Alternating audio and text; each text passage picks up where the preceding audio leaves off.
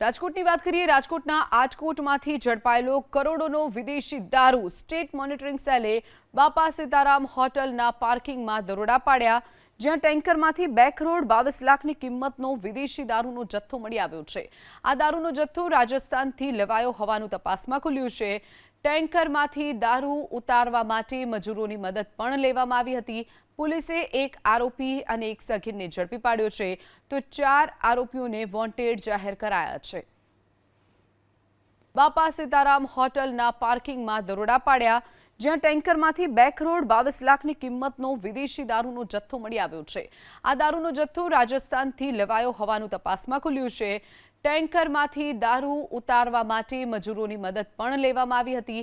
પોલીસે એક આરોપી અને એક સગીરને ઝડપી પાડ્યો છે, તો 4 આરોપીઓને વોન્ટેડ જાહેર કરાયા છે।